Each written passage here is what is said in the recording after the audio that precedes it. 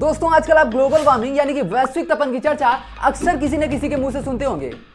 Actually ऐसा इसलिए है क्योंकि ग्लोबल वार्मिंग आज पूरी दुनिया का एक ऐसा मुद्दा बन चुका है जिसे कोई भी देश अनदेखा नहीं कर पा रहा है। क्योंकि ग्लोबल वार्मिंग एक ऐसी चिंताजनक समस्या बन चुका है जिससे होने वाले दुष्प्रभाव को हम तो भुगतेंगे ही, साथ ही हमारी आगे आने वाली पीढ़ी हमसे भी ज्यादा बुरी तरीके से भुगतने वाली है। आज आप जो ये बढ़ता टेम्परेचर, बाढ़, सूखा, लू और जंगल में आग लगने जैसी घटनाएं देख रहे हैं, क्या आपको पता है कि इसके पीछे के क्या कारण हो सकते हैं और इसका हमारी पृथ्वी के हर एक जीव जंतुओं पर कितना बुरा असर पड़ सकता है। दोस्तों इस पूरे वीडियो को बड़े ही ध्यान से देखिएगा क्योंकि इस वीडियो में मैं आपको ग्लोबल वार्मिंग की पूरी घटना को विस्तार से और सरल तरीके से आपके ही शब्दों में समझाने का प्रयास करूंगा, जिसके बाद से ग्लोबल वार्मिंग की कोई और वीडियो आपको देखने की जरूरत नहीं पड़ेगी। दोस्तों ग्लोबल वार्मिंग पूरी दुनिया का या तो कह सकते हैं कि हमारी धरती के सतह के एवरेज टेम्परेचर यानी कि औसत तापमान में हुई बढ़ोतरी को बताता है कि पहले की अपेक्षा हमारी धरती का टेम्परेचर कितना ज्यादा बढ़ चुका है। इसके मेनली दो रीजन हैं, जिसमें पहला तो है कुदरती रीजन और दूसरा है इंसानी गतिविधि। आपको बता दें कि carbon dioxide, methane, nitrous dioxide, fluorinated gas यानी कि एसी और रेफ्रिजरेशन जैसे यंत्रों में प्रयोग होने वाली फ्लोरीन युक्त परिवार की जो गैसेज हैं, ये गैसेज ग्रीन हाउस गैसेज कही जाती हैं। एक्चुअली ये गैसेज पृथ्वी पर सूर्य से आने वाली गर्मी को तो आने देती हैं, लेकिन जब ये गर्मी पृथ्वी से टकरा कर वापस जाती हैं तो ये गैसेज इस गर्मी को रोककर इसे वापस नहीं जाने देती। इसे ग्रीन हाउस इफेक्ट कहा जाता है। ये गैसें जितनी ज्यादा मात्रा में हमारे एटमॉस्फेयर में इकट्ठा होंगी उतनी ज्यादा मात्रा में ये गर्मी को रोकेंगी। जब गर्मी हमारी पृथ्वी के वातावरण से वापस नहीं जा पाता है तो हमारी पृथ्वी के सतह का तापमान बढ़ने लगता है, जिससे पूरे विश्व के औसत तापमान में बढ़ोतरी होने लगती है।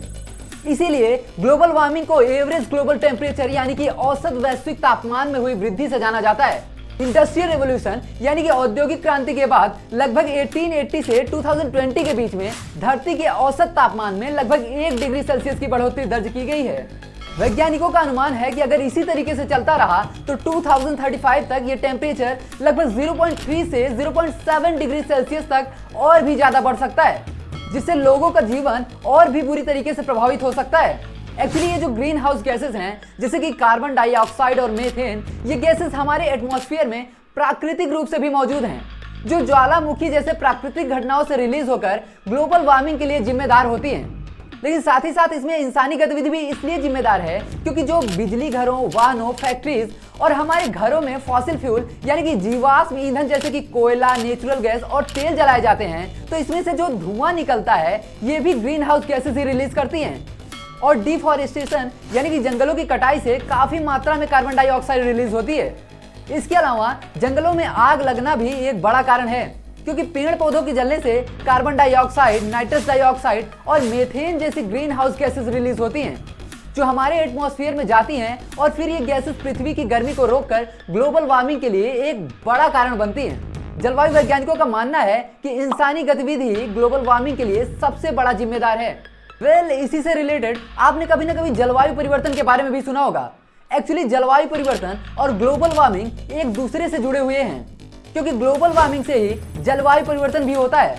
जलवायु परिवर्तन मेनली औसत मौसम यानी कि टेम्परेचर, हवा, बारिश, एटमॉस्फेयर, आर्द्रता यानी कि हवा में जल की मात्रा और समुद्री टेम्परेचर में लगातार होने वाले परिवर्तन को बताता है, जो कि एक डिजास्टरस साबित हो सकता है। इसके अलावा ग्लोबल वार्मिंग से भयंकर तूफान, लू, सूखा, बाढ़ और जंगल में आग लगने जैसी खतरनाक घटनाओं का खतरा बढ़ रहा है क्योंकि जब ग्लोबल वार्मिंग से पूरी पृथ्वी के वातावरण का टेम्परेचर बढ़ेगा तो गर्म जलवायु होगी और गर्म जलवायु में पानी का वाष्पन ज्यादा होगा, जिससे हमारा वायुमंडल ज्यादा मात्रा में पानी को इकट्ठा करेगा और इससे नॉर्मल बारिश के मुकाबले ज्यादा बारिश होगी, जिससे बारिश के पैटर्न में बदलाव होने के साथ साथ भयंकर बाढ़ का भी सामना करना पड़ सकता है। और अगर यही बारिश खूब तेज तूफान के साथ हो गई तब तो फसल संपत्ति, इंफ्रास्ट्रक्चर यानी कि बुनियादी ढांचों को नुकसान होने के साथ साथ इसके चपेट में आने वाले क्षेत्रों में जनजीवन को कई तरीके से काफी नुकसान उठाने पड़ सकते हैं। आपको बता दें कि समुद्र के सतह का भी अपना एक तापमान होता है जो कि ग्लोबल वार्मिंग के कारण बढ़ता जा रहा है क्योंकि हमारी पृथ्वी के वातावरण की ज्यादातर गर्मी समुद्र द्वारा ही सोख ली जाती है और इससे समुद्री सतह गर्म हो जाता है और समुद्री सतह के गर्म होने से भयंकर तूफान का बनना आसान हो जाता है, जो काफी बुरी स्थिति पैदा कर सकता है। वैसे जलवायु परिवर्तन केवल तापमान और मौसम में ही बदलाव नहीं कर रहा, बल्कि यह हमारे हवा, पानी और भोजन को भी बुरी तरह से प्रभावित कर रहा है।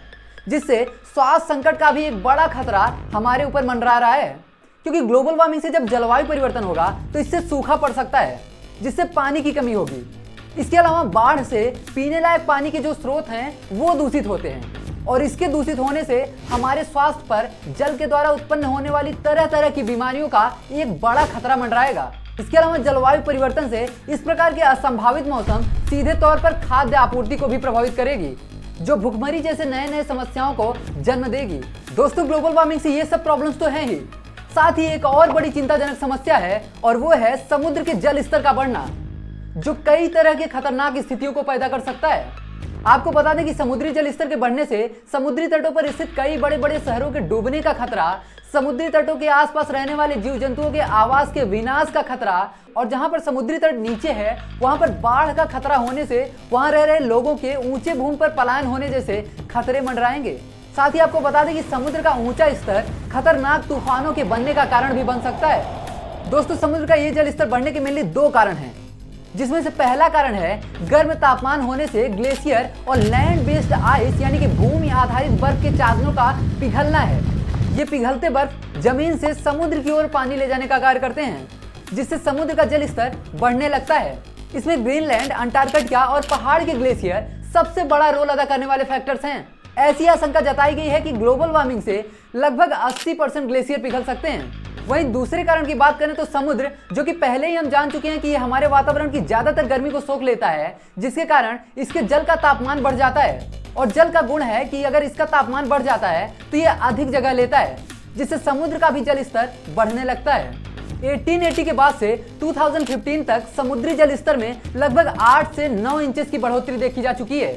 दोस्तों, इसी चिंताजनक स्थिति से निपटने के लिए 1997 में क्योटो प्रोटोकॉल, 2015 में पेरिस एग्रीमेंट जैसे इवेंट्स हुए, जो ग्लोबल वार्मिंग के लिए जिम्मेदार ग्रीन हाउस गैसेस के उत्सर्जन में हर देश को लिमिट लगाने को कहता है। इसके अलावा मॉन्ट्रियल प्रोटोकॉल, जो कि मेनली ओजोन लेयर को बचाने के लिए था, लेकिन कहीं ना कहीं ओजोन लेयर को प्रभावित करने वाली जो फ्लोरिनेटेड गैस यानी कि फ्लोरीन युक्त गैसेज हैं, वो भी ग्रीन हाउस गैसेज ही हैं। तो इनके भी उत्सर्जन में कमी की बात कही गई है, ताकि ग्लोबल वार्मिंग से होने वाले जलवायु परिवर्तन के गंभीर खतरे को कम किया जा सके।